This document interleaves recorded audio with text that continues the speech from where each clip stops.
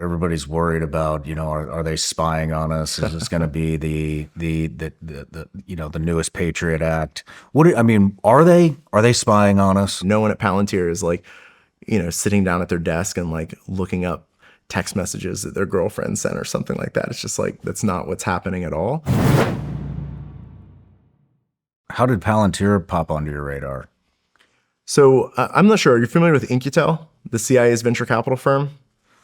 I am now. Yeah, it's kind of an under the radar thing, but under George Tenet, the CIA set up this essentially a venture fund called Incutel, and their job was to scout for technology that would be useful to the mission of the intelligence community.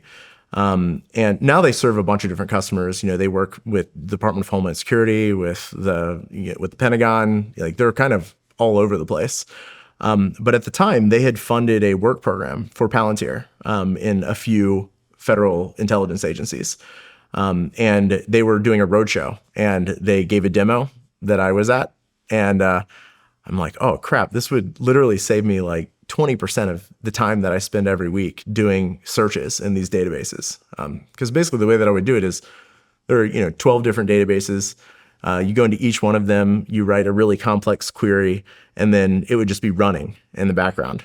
It's like, all right, well, I'm going to go get a cup of coffee, go, talk to a couple people and come back and hope that I have an exported CSV file that then I can merge into an Excel spreadsheet and run concatenate functions to try to, narrow it down.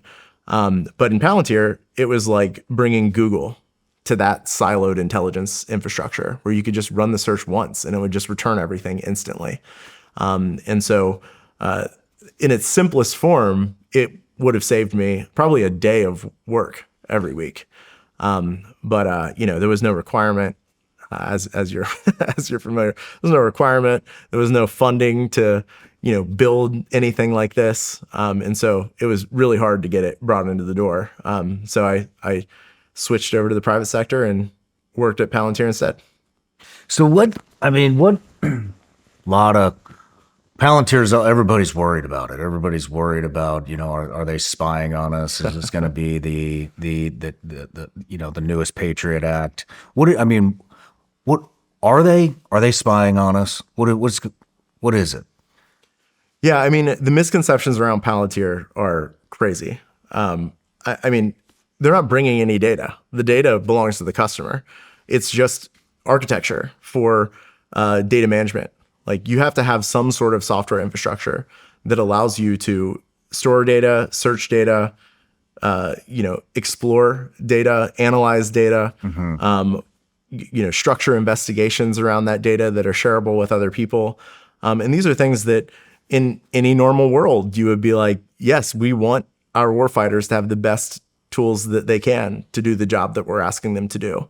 And so I think a lot of the hysteria, like philosophically, is really troubling because basically what people are saying is that we, a democratic society, have elected representative government to make decisions about how we should make decisions around the policies that we want to enact to protect our society in the national security context. But we don't want them to have the best tools to do it. We would rather them have crappy stuff that barely works, that we have to hold together with duct tape.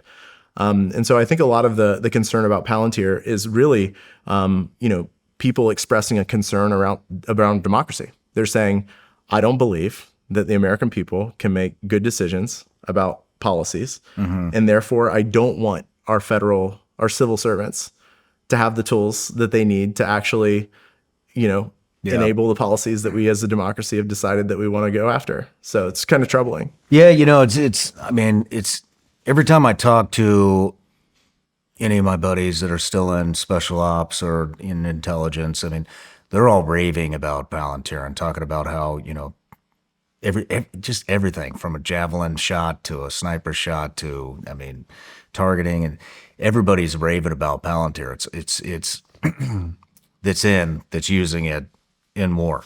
And, then you have everybody else that's sitting there at home that all they do is complain about it. Where does the misconception come from that they are spying on everything and everyone?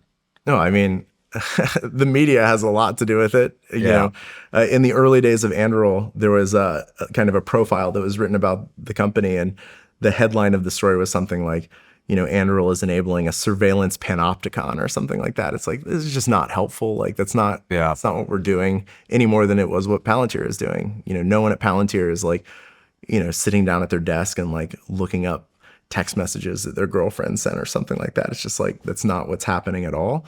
But I think we're like programmed for hysteria. And, you know, I do think that this philosophical challenge is very real, that it's really expressing a distrust in democratic institutions. And that's a cultural problem that exists way beyond the scope of what Palantir is being asked to solve. How long did you spend there? I was there for 6 years. 6 years? Yep. Why did you leave? You know, most of the time that I was there, I was working with Shawn who you know, trying to figure out how to make the business development engine work. You know, the kind of unfortunate reality is that I showed up and I was the least talented person technically, but the least, you know, awkward socially. And so what do? Well, I got put in charge of sales. And so, you know, Shawn and I were kind of tasked with figuring this out. Really everything I know about this space, I learned from Dr. Karp, the CEO, and Shawn, as we were kind of trying to figure it out together. It took us years to like break through the ceiling of, you know, how do you sell really complicated software to the US government? And at the end of that, you know, call it 5.5-year period, I was feeling pretty burned out. But over the time that I had been there, I got to be friends with Peter Thiel, who is the founder of PayPal, the co-founder of Palantir. And Peter just out of the blue asked me if I would come join him at Founders Fund. So not having any interest in venture capital or frankly knowing anything about finance, I kind of jumped ship and joined Peter in San Francisco. No kidding. You know, back to you know, as Palantir spying, Joe Lonsdale had a great quote yesterday. He was talking about, you know, if you saw how the government managed data, you would want us in there. And he said, you know, we're the ones watching the watchers. I thought that was pretty good because everybody's worried about the watchers. But yeah, I mean, the reality is like the idea behind Palantir was that there shouldn't be a trade-off between doing your job well and like protecting privacy and civil liberties. That's like the entire founding story of the company, is that for anyone with a brain that has an engineering background, you don't believe you have to make that choice. That's a false choice. We can do both of these things. You know, there's all sorts of critiques that you can make that, you know, I would critique myself for in the role that I was in at Palantir as well. Is like, maybe we didn't do a good enough job telling the story. Maybe we tried to be a little bit too secretive. Maybe we could have like been more out and, you know, showing people what it is that we were doing. Obviously, there's limitations to that working with the intelligence community. But, you know, if we hadn't done it, it's not like it wouldn't have happened. It would have just been done by Lockheed Martin or General Dynamics or Booz Allen Hamilton or Deloitte much less well and with less thought put into the protection of privacy and civil liberties. So, you know, a lot of this just comes down to storytelling, I think. So you're at Palantir, you believe in it before you're even working there. You know, back when you were in intelligence, you spent 6 years there, and then you go into venture capital with Peter Thiel, knowing nothing about finance or VC. I mean, what was it? Peter? Is that who you believed in? Why did you make that transition? Yeah, you know, when Peter first asked me to do it, he asked if I could go and meet up with the leadership of the fund. And I remember sitting down with Lauren Gross, who's the COO of Founders Fund, and, you know, we're having breakfast together, and she kind of looks at me and she's like, "Why are you interested in venture capital?" And I'm like, oh no, you misunderstand it. I'm not interested in venture capital. I'm doing this because Peter asked me to. I can't even imagine what the internal conversations were at Founders Fund coming out of this interview process, where people were like, wait a second, this guy doesn't even want to work here. Why are we interviewing someone that doesn't want a job? And so, you know, it was kind of a weird, like 9 months that I was talking to Founders Fund before. Peter, 9 months? 9 months. And finally, Peter was just like, no, we're doing this. And it's like, you know, he's the co-founder of the company I'm working at. It's like, I don't know, is this an opportunity or is it an order? Is it some combination of both? Am I being like, fired from Palantir and being like rescued and brought over to Founders Fund? Still to this day, 12 years later, I'm not sure what the real story is.